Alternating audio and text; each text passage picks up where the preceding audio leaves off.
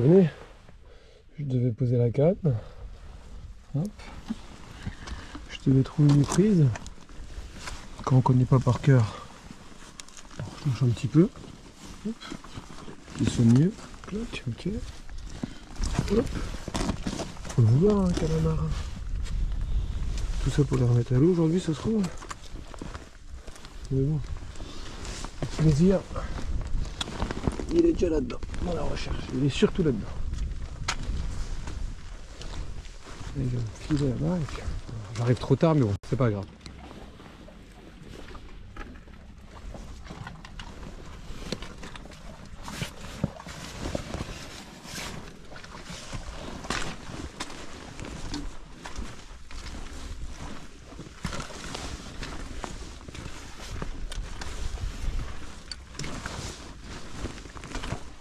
Salut tout le monde, j'espère que vous allez bien. Vous vous souvenez, à peu près à la même période dernière, je vous avais fait une petite vidéo prospection d'un nouveau spot à calamar. J'avais réussi à le valider en faisant deux calamars de mémoire, je ne sais plus exactement. Je retourne aujourd'hui sur le même spot, même si j'arrive un tout petit peu trop tard, mais ce matin je ne pouvais pas me libérer plus tôt. Et on verra si ça se confirme aujourd'hui. J'ai pas énormément de temps de pêche sur le spot. Dans cette vidéo, vous verrez peut-être du calamar. Si jamais ils sont vraiment pas là, j'essaierai un petit peu au bar, donc vous aurez peut-être les deux espèces dans la vidéo, peut-être que du calamar. L'objectif c'est vraiment de valider sur le calamar, donc je vais vraiment focus sur cette pêche, changer les coloris, changer les tailles de turlutes, etc. Mais ça on en parlera plus longuement dans une vidéo, pourquoi pas de présentation des turlutes Yamashita, qui sont pour moi ce qui se font de mieux clairement sur le marché. Et je vous expliquerai mon choix et pourquoi ça se porte sur ces turlutes. Donc c'est parti les amis, on va essayer de faire des gros calamars, pourquoi pas. Et on verra ce que ça peut donner en action de pêche. Bon, c'est parti, je vais commencer avec du rose, avec une belle bouchée entre guillemets, hein, c'est la taille que j'utilise le plus. 3.5, je dis pas ça sélectionne parce que même le petit calamar saute dessus. Mais s'il y a du gros, ça les fait moins hésiter. Donc, on va voir ce que ça peut donner. J'ai mis un casque de 15 grammes pour commencer. Pas énormément de fond. Le courant commence un petit peu à s'arrêter. Hop là, c'est parti. Le temps en tout cas, c'est un peu rare en Bretagne qu'il soit autant brumeux, autant de brouillard sur autant de jours d'affilée. Depuis fin octobre, on en a. Je sais pas s'il compte se dissiper, mais vu qu'il n'y a pas de vent, ça bouge pas quoi, quasiment. Tant mieux, tant mieux. C'est un excellent temps pour le calamar. Excellent temps pour le calamar. L'eau est très claire, quasiment pas de vent. Le ciel est chargé, bien chargé, il y a peu de luminosité. Et si tous ceux qui veulent se mettre à cette pêche et qui découvrent la pêche du calamar dans cette vidéo, dans la description je vous mets une vidéo sur les spots, sur les animations, etc. Comment pratiquer cette technique de pêche qui est vraiment hyper addictive et hyper ludique et hyper bonne à manger aussi cette technique. C'est vraiment très bon le calamar, ça se reproduit bien. Ça a une espérance de vie assez courte. On peut en prélever, même s'il ne faut pas non plus, voilà, comme tout. Toujours être un peu raisonnable. Et en plus, on savoure plus, je trouve, notre alimentation quand on arrive à prendre le nécessaire. On va prendre le petit lancer en direction de ma droite. Je vais lancer un peu sur ma gauche, même s'il y a une bouée, ça me fait un petit peu peur.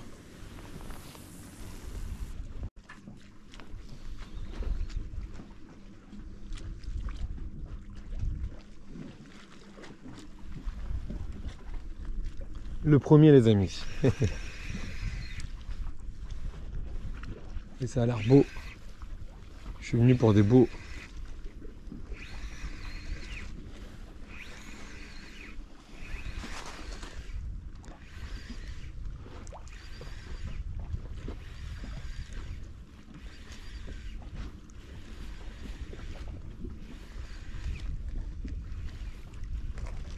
Ah, il y en a un deuxième qui suivait, je vous jure. Magnifique. C'est magnifique. Bon bah, le rose, c'est un peu une base, vraiment. En tout cas, c'est ma base. Oh, le petit ferrage qui va bien, qui nous permet de pouvoir le dropper. Bon, c'est le premier. Il m'évite la bredouille, celui-ci. Donc, vu qu'il m'évite la bredouille, je dois la liberté.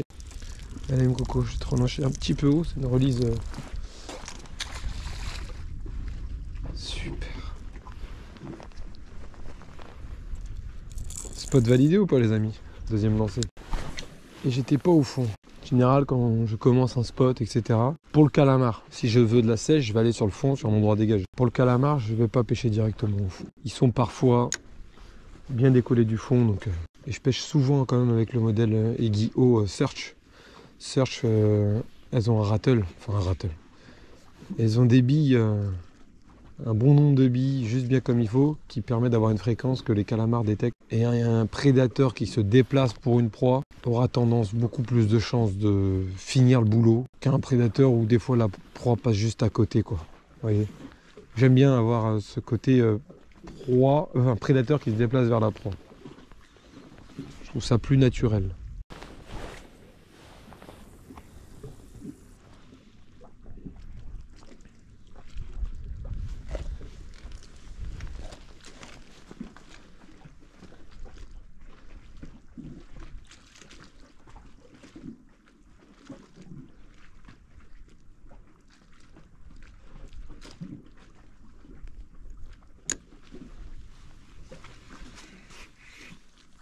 Wow. Bah, là, à la descente. Tout doux, j'y vais tout doux.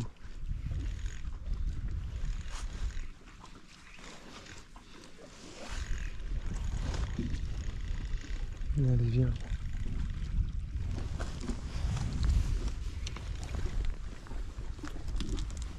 Hop là. Bon, deuxième merveilleuse créature. Vraiment superbe. Bon, peut-être la garder celle-ci. Bon, quel plaisir déjà de faire 2 calamars. Vraiment. Même si les conditions, comme je vous l'ai dit au début, elles sont assez énormes, assez folles pour le calamar. J'ai arrêté de parler un petit peu parce que là je vois une nappe. J'ai l'impression que c'est une nappe d'huile ou je sais pas ce que c'est. Vraiment, je sais pas ce que c'est, ce qu'il y a devant moi les amis. C'était au loin et là ça se rapproche. Mais il y a un bateau qui vient de passer avec une ligne de traîne. Je me demande si c'est pas lui qui aurait perdu du carburant. Enfin, j'en sais rien, c'est trop bizarre la couleur là. J'ai passé dedans pour voir. C'est trop bizarre. Vous le voyez ou quoi l'image là devant moi, la nappe là? Je vais pas me dire qu'ils ont pollué, sinon ça va me foutre le moral à zéro. Si, c'est de la pollution, je crois. Enfin bref, je vois pas, je ferme les yeux. Je vous disais, c'est vraiment un immense plaisir de faire 2 calamars en si peu de temps là. Même si les conditions sont rêvées. Je vais essayer de poursuivre cette lancée avant que le spot y ferme. Si je peux en faire un 5-6 ici, ce serait énorme. Ouais, les amis, j'étais pas fou, hein. Dès que le bateau est passé, il y a eu ces grandes nappes là. Regardez la taille qu'elles font. Ça fait mal au cœur. Tout ça, tout le long.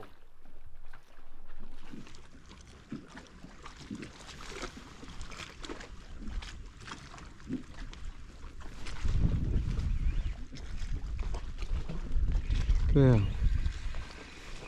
Quasiment en linéaire sur la fin là. Sur la fin du lancer, il est venu. Super.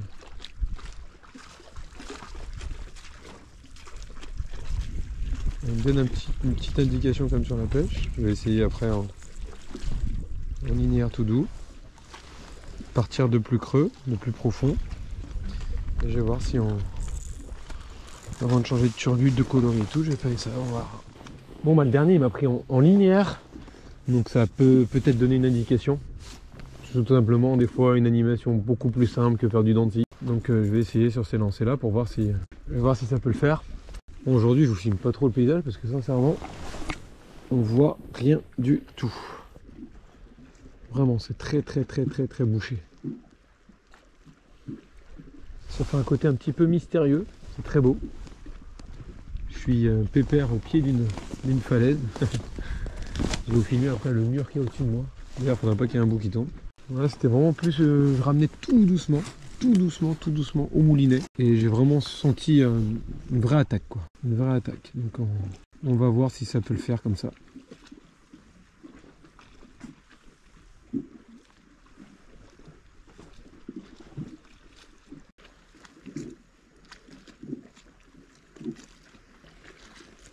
Attaque. Vous l'avez vu l'attaque là? Juste en emmenant au moulinet. Écoutez. Ah non, non, non, non, non. Normalement, si c'est pas lui qui revient, il y a un confrère qui peut revenir. Allez, allez. Ah, dommage.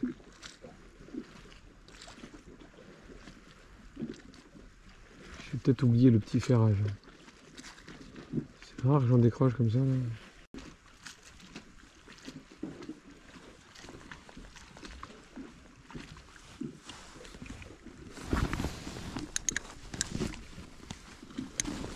Il y a une sèche qui suivit.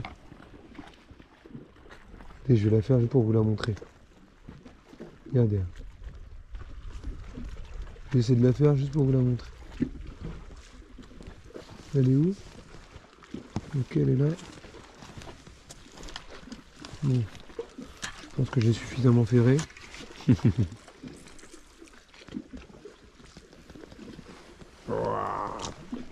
Attention, j'ai d'encre. Elle est belle. Elle a suivi de loin. Donc voilà, une magnifique sèche. Donc elle a vraiment suivi de loin, parce que je l'ai vue arriver du fond, elle était toute claire. Je ne veux pas tarder, je la rebalance à l'eau tout de suite. Vous pouvez lui dire au revoir. C'est une très très belle créature également. Allez. Bah, elle n'a pas demandé son reste avec un immense nuage d'encre. Je peux vous montrer ça tout de suite d'ailleurs. Hop. Regardez. Pour se camoufler, dès qu'elle est tombée dans l'eau, elle a fait un grand nuage. Et après la grande traînée là, qu'on voit un peu plus épaisse, et puis elle est partie. Superbe. Ah ouais, j'essaie d'atteindre la veine de courant que vous voyez devant moi. Sachez que si vous cherchez le calamar du bord, vous avez un spot où il n'y a pas trop de courant. Sur votre gauche ou sur votre droite, vous avez du courant. Donc un corridor, un voie de passage, etc. Allez pêcher ce courant là. C'est souvent le meilleur spot de votre spot, clairement. Donc là, si j'avais possibilité d'avoir un accès, j'aurais été plus loin et j'aurais pêché directement dans le courant. Je suis très bien où je suis et je vais essayer de les faire d'ici. Peut-être faire une animation un peu plus agressive, on va voir.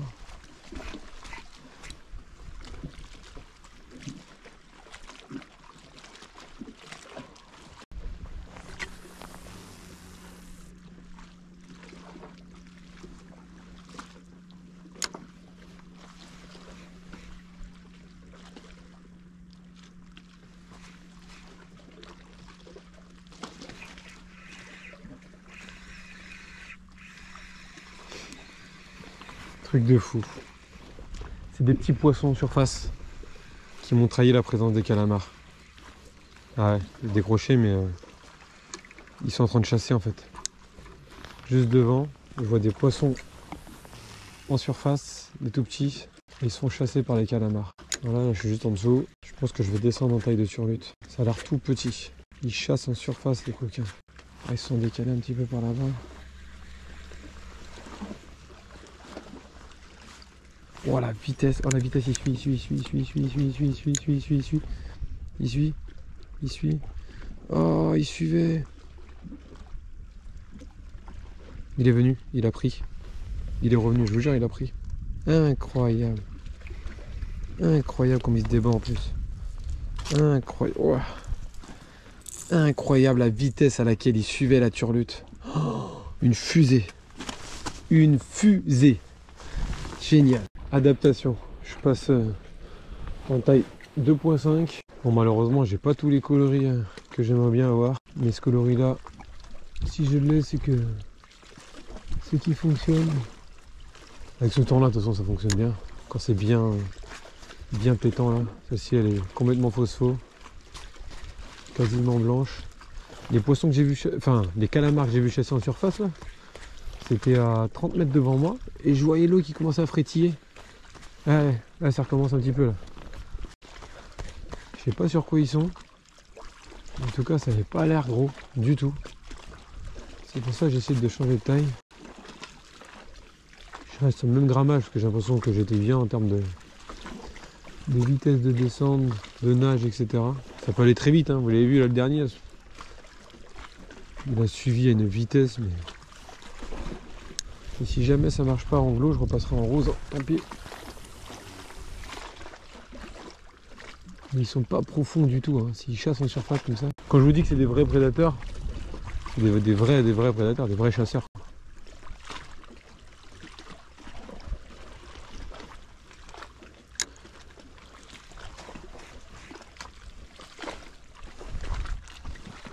Elle est pas là, là. Donc s'ils sont en chasse, autant aller vite aussi nous.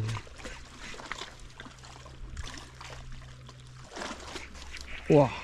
Oh bah lui j'ai envoyé un ferrage, le pauvre. Superbe. Bon, il est pas gros lui. Pas gros du tout, j'ai l'impression. S'il se décroche. En vrai. Ouais, c'est le plus petit et comme par là c'est quand je passe en 2.5. Des fois je fais des grosses aussi. Mais ça sélectionne un peu moins, on va dire, un tout petit peu moins.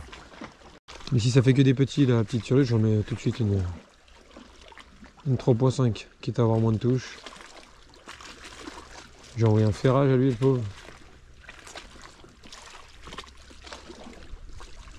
J'ai senti la touche vachement tard. J'étais déjà lancé dans mon animation, donc ça l'a ferré. Quoi. Pêche plus que réussi, 5-6 calamars, une sèche, que demander de mieux. Je vais me décaler un petit peu, enfin revenir sur mes pas avant que le spot ferme, parce que s'il ferme ici, je suis entre guillemets un petit peu coincé. La dernière vidéo où j'ai pêché un calamar, je m'étais adapté, il y avait eu des barres. On m'a demandé comment on met des casques. Bah déjà, il faut savoir que j'ai 2 références de casques dans ma boîte. Des noms officiels Yamashita et officiels Yamashita.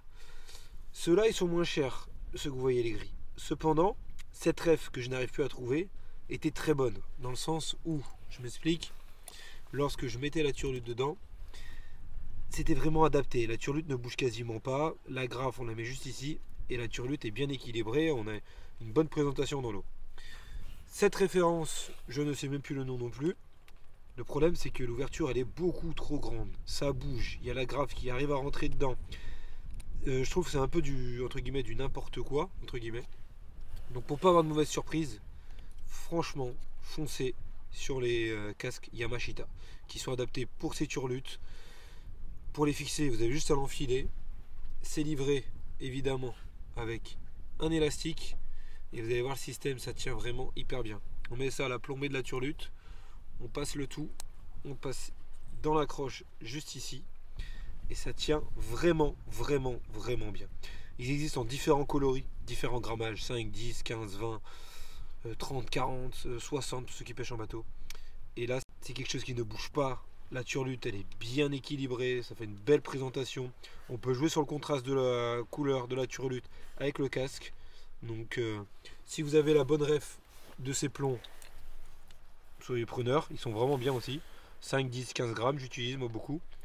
Mais cette référence que j'avais achetée, et j'en ai plusieurs d'ailleurs, à chaque fois que j'utilise, c'est un peu du grand n'importe quoi, je trouve. Malheureusement. Pourtant, ils se ressemblent, on dirait que c'est les mêmes, mais non, pas du tout. J'ai fait 2 petits calamars avec la petite turlute 2.5. Je vais repasser en 3.5 pour clôturer le spot. Je me suis bien décalé là. Je pourrais me mettre en 20 grammes, mais 15 grammes, ça me plaît plus. Petit temps de descente un petit peu plus long. Allez.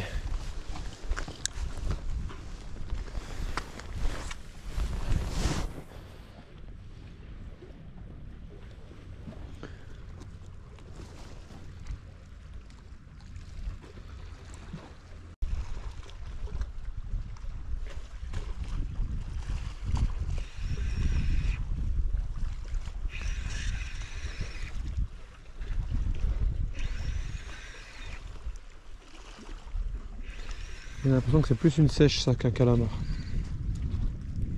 Je sais pas. On va voir le verdict.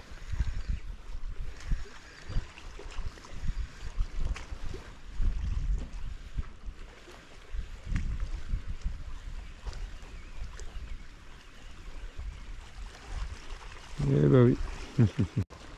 Hop là.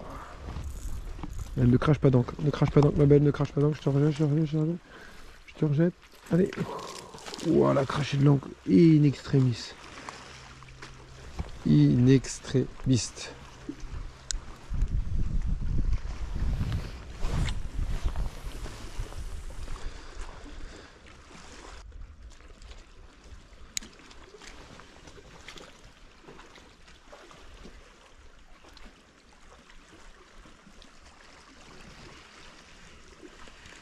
Incroyable.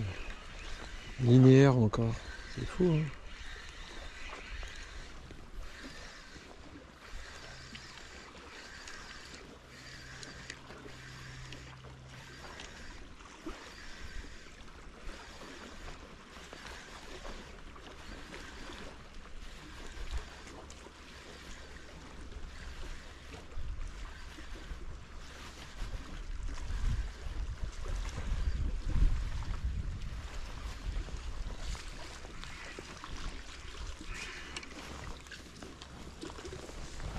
Hop là. La GoPro s'est éteinte, j'ai plus de batterie. Je sais qu'il me restait très peu de temps sur le spot, donc je me suis dit, temps de changer, c'est le temps qu'il me reste à pêcher pour partir. Donc j'ai pas changé de batterie. Et sur le dernier lancer, j'ai touché la créature que je souhaitais toucher sur ce spot. Je vous la montre tout de suite. Regardez-moi ce magnifique bestiau. Superbe calamar. En linéaire une nouvelle fois. Vous voyez comme quoi, parfois il suffit de faire simple pour faire de belles choses. Vraiment un sublime calamar.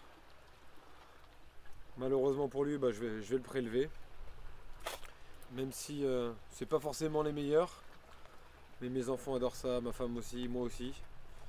Et puis bon, je me fais un séjour et en tout cas très content de terminer là-dessus.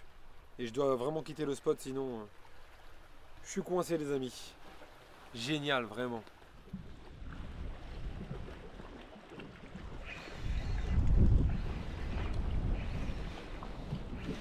Ah, j'ai nettoyé tous les calamars. Je me suis dit, petit lancer pour voir.